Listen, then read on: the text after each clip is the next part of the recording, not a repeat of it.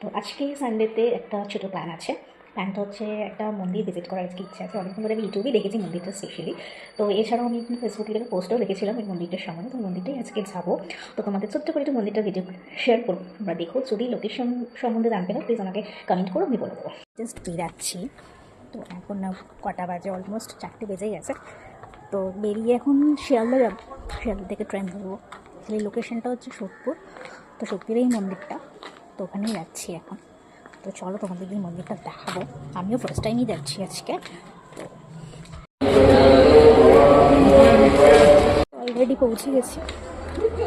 এই হচ্ছে পিছনে স্টেশন, পিছনে সোদপুর স্টেশন। এখন স্টেশন থেকে নেমে এখন অটো বা টোটো পাওয়া যায়। আমি এখন অটো করে যাবো। টোটো বললে একটু বেশি চার্জ নেবে, তাই একটু অটো করে এগিয়ে যাচ্ছি। করবো মুখে দেবো।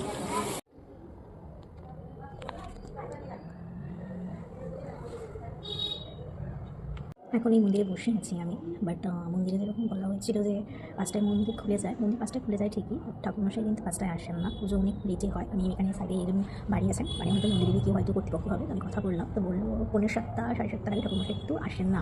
আর সকালে মন্দির অনেক সকালেই খুলে যায়, মোটামুটি 8টা 8:30টার মধ্যে সকাল খুলে যায়। 12টা অবধি মন্দির খোলা থাকে, কিন্তু পুজো হয় 11:30 11টা 12টা এরকম টাইমে কিন্তু পুজো হয়। তো যারা ভিজিট করতে আসবেন তারা অবশ্যই 11টা 11:30 মধ্যে আসবেন, তখন পুজোটা দিতে পারবেন। আর বিকেলে যদি আসেন তাহলে একটু লেট করে আসবেন, 7টা 7:30 7টার আগে কিন্তু পুজো হয় না মায়ের। সো আমি এখানে চলে এসেছি, আগে কিছু করার নেই। আমি জানি না আজকে মায়ের ইচ্ছেতে পুজোটা দিতে পারবো কিনা, বাট সবটাই মায়ের হাতে আজকে। মা যদি পুজো নেয় তো মা পুজো মাকে দিয়ে যাবো। আমি এখানে মন্দিরে একাই বসে আছি। দেখো মন্দির কিন্তু পুরো ফাঁকা, কেউ নেই, আমি একাই বসে আছি, মায়ের সাথে বসে আছি, মায়ের সাথে গল্প করছি। সবটাই মায়ের হাতে। মা জানে মা যদি যায় তো পুজো দিয়ে যাবো, আর মা যদি না যায় হয়তো আজকে আর পুজো দেওয়া হবে না। মানে অনেকটা দূর থেকে এসেছি।